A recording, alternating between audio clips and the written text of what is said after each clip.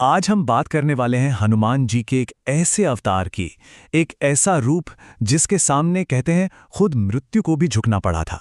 ये वो रूप था जो तब सामने आया जब लग रहा था कि अब तो धर्म की हार पक्की है। जरा सोचिए इस सवाल के बारे में। अगर सच में ऐसा होता ना, तो रामायण का जो अंत हम आज जानते हैं वो शायद कुछ और ही होता। कहानी बिल्कुल पलट जाती, क्योंकि बात यहां तक पहुंच गई थी कि साक्षात ईश्वर की बलि चढ़ने वाली थी और धर्म पर अधर्म की जीत लगभग तय हो चुकी थी। तो आखिर ऐसा क्या हो गया था? तो हुआ ये कि लंका का जो महासंग्राम चल रहा था वो अपने सबसे खतरनाक, सबसे निर्णायक मोड़ पर आ पहुंचा था। रावण की एक एक चाल नाकाम हो चुकी थी।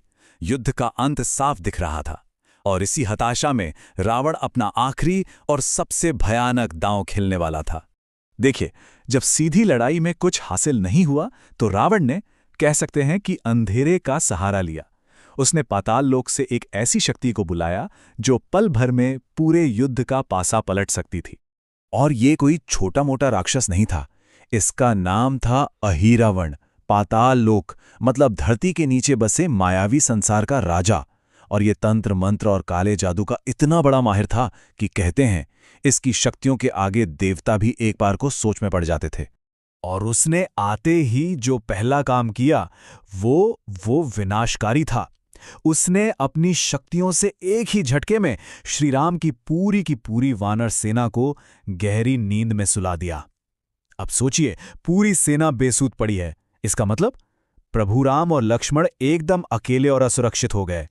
और बस इसी मौके का फायदा उठाकर उसने वो किया जिसने पूरे ब्रह्मांड को हिलाकर रख दिया। देखिए, ये सिर्फ एक अपहरण नहीं था, ये तो समय के खिलाफ एक दौड़ थी। अहिरावण का प्लान था कि सूर्योदय होने से पहले वो रघुकुल के इन दो चिरागों को हमेशा के लिए बुझा देगा। लेकिन जैसे ही विभीषण ने इस पूरी काली साजिश का पर्दाफाश किया, संकटमोचन हनुमान ने एक पल, एक क्षण भी बर्बाद नहीं किया। लक्ष्य बिल्कुल साफ था, किसी भी हाल में अपने प्रभु को वापस लाना ही है। हनुमान जी तो निकल पड़े, लेकिन पाताल लोक में जो चुनौती उनका इंतजार कर रही थी वो सिर्फ ताकत की लड़ाई नहीं थी। नहीं, वो एक ऐसा मायावी जाल था, एक ऐसा तिलिस्म जिसे तोड़ पाना लगभग नामुमकिन था।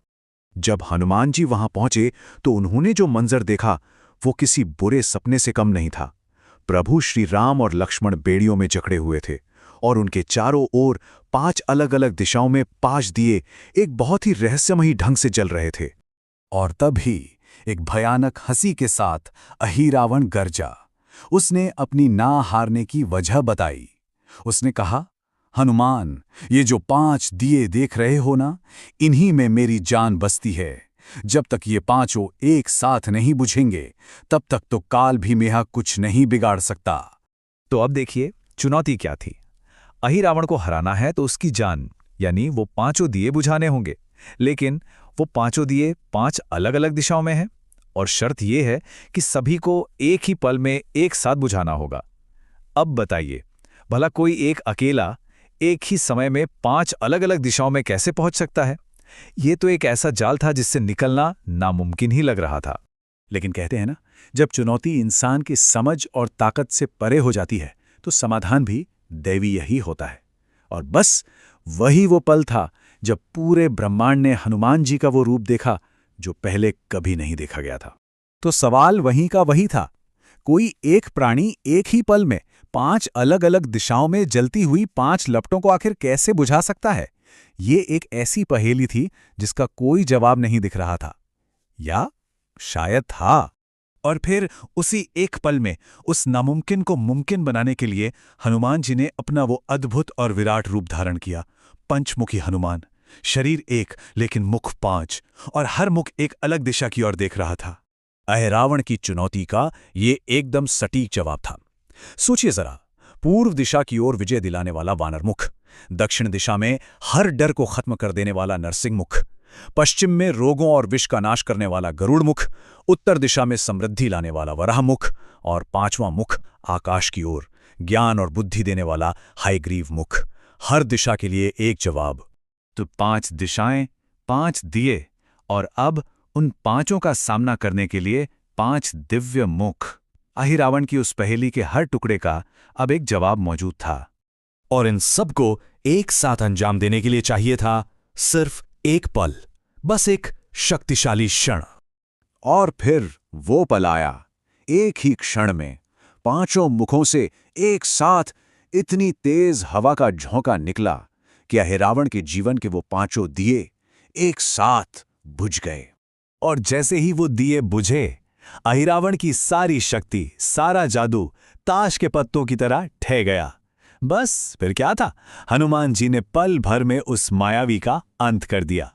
तो यही कारण है कि पंचमुखी हनुमान को एक ऐसे दिव्य रक्षक के रूप में पूजा जाता है जो सिर्फ एक दिशा से नहीं बल्कि 10 दिशाओं से आने वाली हर परेशानी, हर संकट को अपने भक्तों तक पहुंचने से पहले ही सोख लेते हैं। तो आखिर में ये सवाल तो उठता ही है कि असंभव चुनौतियों और ऐसे दिव्य समाधानों की ये जो प्राचीन कहानियां हैं, ये आज के समय में मुश्किलों से लड़ने की हमारी समझ को कैसे बेहतर बनाती हैं? क्या ये सिर्फ कहानियां हैं या एक इशारा है कि कितनी भी बड़ी मुश्किल क्यों ना हो, उसका एक अनोखा समाधान हमेशा मौजूद होता है?